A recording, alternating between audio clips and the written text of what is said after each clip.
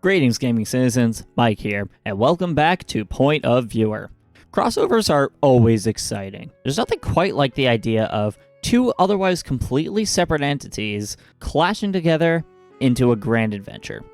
Or if you're a superhero movie, that's basically all you do nowadays thanks to the concept of the multiverse.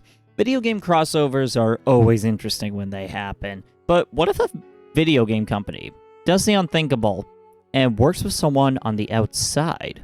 That very idea came to fruition in an elevator ride with co-creator Shinji Hashimoto and an executive from Disney Japan, who at the time shared an office building.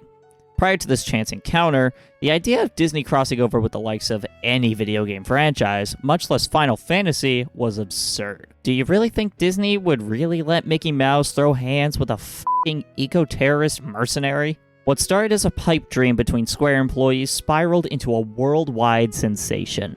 Say what you will about the timelines and all the directions the spin-off titles went into, there is no denying that Kingdom Hearts is an iconic video game series. Over the past 20 years, Kingdom Hearts has solidified a legacy of its own. So let's go back to where it all began and ask the million-dollar question. Did the trailers do this game justice? Let's sit back and watch these trailers from a point of viewer. While Kingdom Hearts requires no introduction today, I'm sure it was incredibly difficult to market a game like this. As I said, the concept of Disney characters and Final Fantasy characters crossing over with each other was unheard of prior to the development of this game, so it was essential to show off this game in the best possible light, no pun intended, to get people hooked. Kingdom Hearts was revealed to the world at E3 2001, with the official details that it was a collaboration between Square and Disney Interactive, and would feature worlds from both teams, including the likes of Tarzan, Aladdin, and Peter Pan, to name a few. The details also include the names of the main characters Sora, Riku, and Kairi, as well as a general synopsis of the start of the game. From what I could find, there was no actual visual reveal at E3 2001, as I wasn't able to find any footage of Square's presence at that conference. In fact, I hit quite a few roadblocks when making this video. Supposedly, there were trailers on the official Kingdom Hearts website back in 2002 when it launched, but no matter how much I tried, I wasn't able to find any working archives of this website, so I have no way of knowing what was on it. On top of that, I had no idea where any of the trailers I did come across even came from. So this episode will likely show trailers out of order from when they were shown, and there's a chance I may have missed a trailer entirely. If that's the case, please let me know in the comments down below, because I don't want it to seem like I half-assed this video by any means. I genuinely spent hours combing through internet archives trying to find everything, and this was the best I could do. For a series as iconic as Kingdom Hearts, you'd think information on its reveal history would be easier to find. I guess you could say its history is under lock and key. Okay, let's move on. The first trailer starts off by illustrating the main draw to this game, that being the collaboration of Squaresoft and Disney Interactive, with what I believe is fragments of sorrow playing in the background. As we see these words on the screen, there are many quotes that fly through the background, with a few being highlighted as quotes relevant to the dilemma Sora finds himself in within the game. As we see the line saying how Sora is the one who must open the door, he falls into what will be known as the dive to the heart. We see the quote on screen asking if this world is for real or not, a question that would resonate with the core theme of the game being the traversal through different worlds. The trailer then cuts to Destiny Islands, where the three main characters are talking to each other, although I have no idea what they're saying. We quickly see the trailer flash the words, "an all-new RPG for PlayStation 2", and then we jump into a mix of some beta gameplay footage and clips from in-game cutscenes. With Donald, Goofy, and Sora putting their hands together, we see the words Disney and Square join forces, implying the uniting of those hands is a symbol of the collaboration to make this game happen. Throughout the trailer, we see Sora running through several Disney worlds, including Disney Castle, which would eventually be cut from this game and instead be used in Kingdom Hearts 2. Then we see Sora unleash his Keyblade's power to summon Dumbo, of all things, showing off the feature of character summons similar to Final Fantasy. Periodically, this trailer will throw words on screen further leaning into the ambition that this game boasts, practically screaming in your face about how Disney and Square are making the video game of all time. In between those messages, we see some admittedly not fantastic combat gameplay footage. It's fine enough for the time, and it gets the point across of how the game plays, but sometimes the camera just looks like it doesn't cooperate with the gameplay capture artist. Let me tell you, as an esports observer, a good camera goes a long way in showing gameplay. After some footage of Sora just running around the pirate ship from Peter Pan, we see a quote that reads, "You are the one that must open the door." After seeing this quote, it cuts to Sora finding a mysterious door, implying that's the door in question that he must open within the game. As the music ramps up, we see more gameplay featuring Sora utilizing spells like Fyra and Thundara, as well as the appearance of a large, heartless boss. This, combined with the music, really sets the tone of how ambitious the world in this game is going to be. After this, we see another quote that reads, "That's right, Sora. Your body, your soul, your whole existence, they're all going to disappear." This quote creates a huge hook in the plot for the viewer to latch onto it. Why is Sora going to disappear?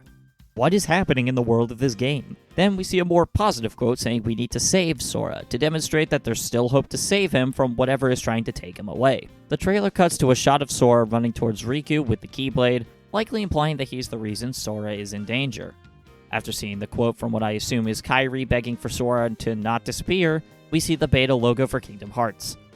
After the logo, we see Sora hold the Keyblade and zoom out on a keyhole. Then we see the release window for Winter 2001. I showed this trailer first because thanks to the launch window, I was able to assume that this was the first trailer to be shown off, as the game would later be delayed until March 2002 for Japan, and would release in fall/winter 2002 everywhere else. As far as first impressions go for this trailer, I think it's safe to say that Square more than got the point across as to what kind of game this was. It felt like every few seconds they were showing text on screen saying that this is indeed a collaboration between Square and Disney, almost as if it was just a rumor that they were trying to claim is real. Other than the occasional quirkiness of the in-game camera, this was a decent trailer, as it showed off the variety of the worlds really well. Although sometimes it felt like the only footage we got was of Sora just running around places.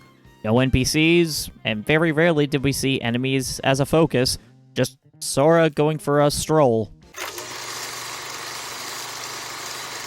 The next trailer starts off with the iconic track Simple and Clean, with words on screen about someone thinking of us wherever we are.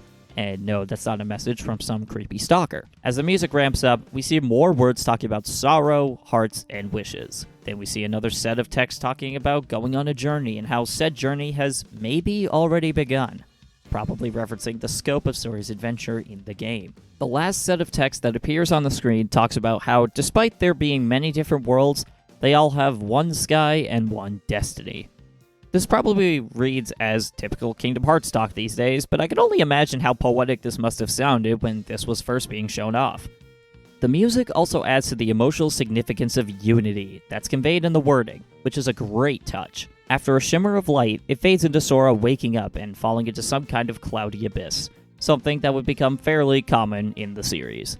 After this, it cuts between shots of Riku reaching out and Kairi getting a whole 13 frames, unintentionally referencing how little she appears in the games. Before you go crazy, no, the 13 frames are not significant to the game, although I wouldn't be shocked if Tetsuya Nomura made that canon at this point. Back to the trailer, there's a moving shot of the dive to the heart with Aurora from Beauty and the Beast present. Sora lands on this platform and is immediately faced with Heartless. He also interestingly fights these off with a staff with a certain mouse's insignia instead of the Keyblade. Then the trailer cuts to Sora on a floating island with a dark atmosphere that kind of reminds me of the end from Minecraft. It's here that we see a massive Heartless monster appear behind Sora, and a menacing black hole in the sky that adds to the sheer intensity of where Sora has found himself. Riku once again reaches out his hand, convincing me that Sora owes him money or else the Mafia will break his kneecaps. After paying our debts, we see a massive door open with a light on the other side, and Sora walks inside. After which it fades to the iconic trio uniting hands and transitions between scenes of them on their adventure together. Within this montage, we get a glimpse of the different characters you'll come across in the game, including Final Fantasy VII's Cloud Strife, Minnie Mouse, and Daisy Duck, and even Winnie the Pooh. The trailer switches between moving shots and stills of the different worlds present in the game, indicating that it truly is a magical, multi-world journey through various Disney worlds. No, not that kind of Disney world. After Sora nearly becomes the Peter Pan crocodile's entree, we see him fly around Captain Hook's ship. As here we see the trailer cut between scenes featuring the villains that make an appearance in the game. These include Jafar from Aladdin, Ursula from The Little Mermaid, and everyone's favorite villain, Bambi. After getting snoot-booped by Tinkerbell, we transition from the clock tower in Peter Pan's world to some kind of blue light populated by butterflies. Kingdom Hearts 0.9 Sora's Botanist Quest coming soon. After a brief jump cut featuring Yuffie from Final Fantasy VII and Leon from Final Fantasy VIII, we see the final logo for the game materialized at the peak of the orchestral music. Fade to the new fall 2002 release window, end scene. This trailer was pretty good in terms of displaying the different worlds within Kingdom Hearts.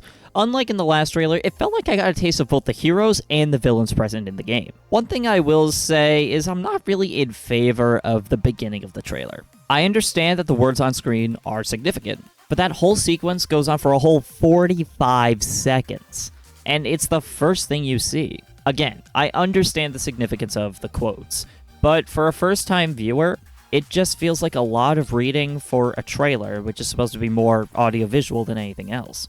Maybe I'm wrong. Perhaps this was a good hook for people in 2002, and I didn't know. If you have memories of this trailer from 2002, let me know what your impressions were down below. These last two trailers are being called TV promos because they were about 30 seconds each, so I'm going off the assumption that they were shown as ads on TV. That said, please excuse the horrible video quality, as this can't be helped given that these were from 2002 and are quite literally a product of their time.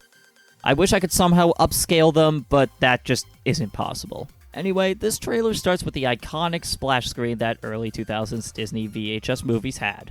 If you know, you know. The first thing we see is text saying, "You never know who you will run into next." This is almost definitely referencing the variety of Disney characters present in the game, as that is the biggest marketing point for Kingdom Hearts. The trailer then shows off a couple villains that are in the game, similar to the last trailer, except Maleficent is now present. After that, we see more text saying, "Travel through new and familiar worlds."